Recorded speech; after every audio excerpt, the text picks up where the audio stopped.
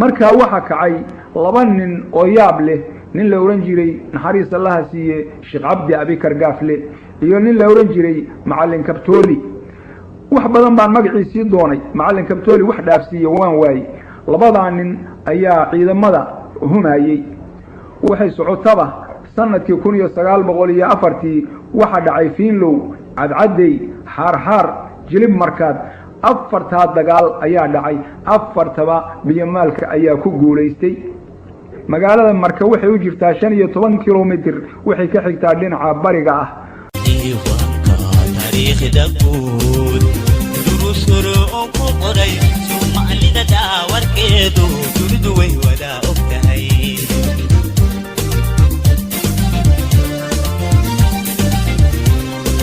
dagaalkii gumaysigii kuweydiida celshe intii markasoo deegaan ninkayda doonsadaan awdiidu kadib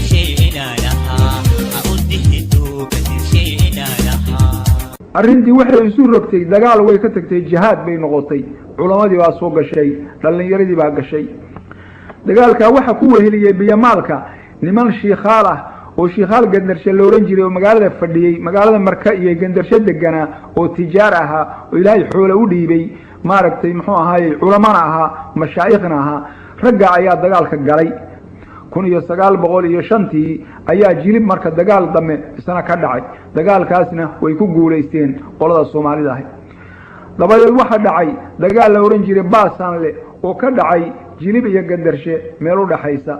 halka ayaa Soomaalida rag badan Talyaanigu kaga laayay wali waxaanu ku jiraa dagaalkii biyamaale Talyaanigu hal talaabo kama qaadin xeebta qaranimiya sharafta ku gooyada u hurayo nabiya marba qure qaranimiya sharafta ku gooyada u hurayo nabiya marba qure qaranimiya sharafta ku gooyada u hurayo nabiya marba qure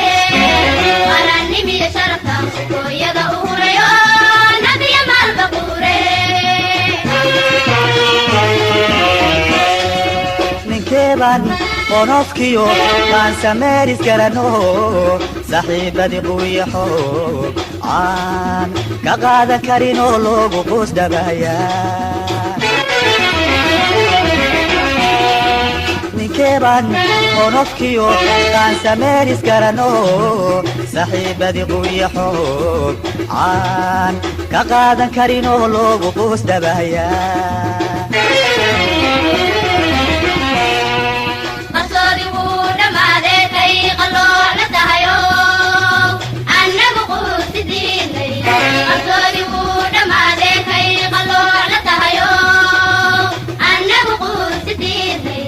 ورحدي حرني مديو قرني من على الليو أنك قول سديني Talyaanigu marka ciidamo ka doontay magaalada la yiraahdo Casab iyo oo marka uu haystay dhulka Eritreada Libyana waxba laga keenay kuwa Soomaaliyana waa la qoray Arab badanna waxa laga keenay cadan oo Ingiriiska ayaa ku soo caawiyay waagi dameeto Talyaanigu wuxuu isu geeyay laba ciidan mid Muqdisho laga saaray iyo mid marka laga soo saaray dabadeedna labadii ciidan waxay isugu tageen 1906 ayay waxay isugu tageen meel magaalada jilib markaad u dhow oo xeebta ah magaaladaas jilib markaad oo bayamaalka xarunta u ahaydna waxay ka qabteen waardiye biyamaalku markaa buuraha ayay u carareen xeebihii waa ka guureen Talyaaniguna markii uu taa ogaaday inay buuraha galeen dagaalkii xoogaa yarahe dib uu dhigay 1908 ayaa Talyaanigu qabsaday Awdheegle iyo magaalada Afgooye inta u dhaxaysa oo wabiga ah